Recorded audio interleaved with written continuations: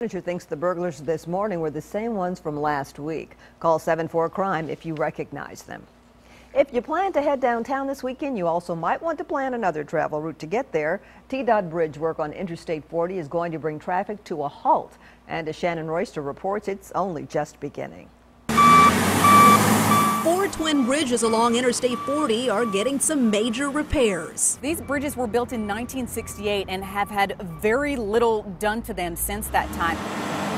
And the work to get the job done may cause some major headaches. We're looking at a weekend closure, which means starting at 8 o'clock, they'll start putting barriers in place and blocking off traffic. That's right. TDOT plans to shut down a 2-mile stretch of I-40 from the 65 split west of downtown to the split on the south side, replacing bridges over Herman Street, Clinton Street, Joe Johnston Avenue, and Charlotte Avenue.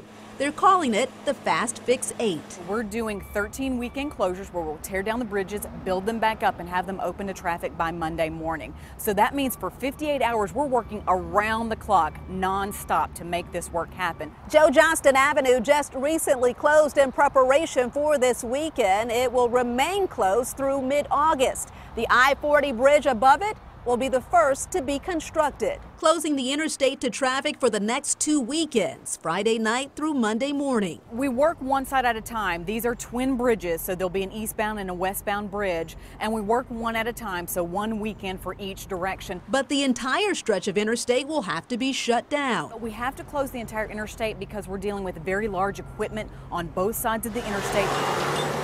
Expect to see lots of detour signs and warnings. We have message boards lit up like Christmas trees all around the city and before they get to the city. And be prepared for plenty of stop-and-go traffic. We do expect some backups, and we hope that motorists will expect that as well, and again, plan accordingly. Shannon Royster, News Channel 5 HD.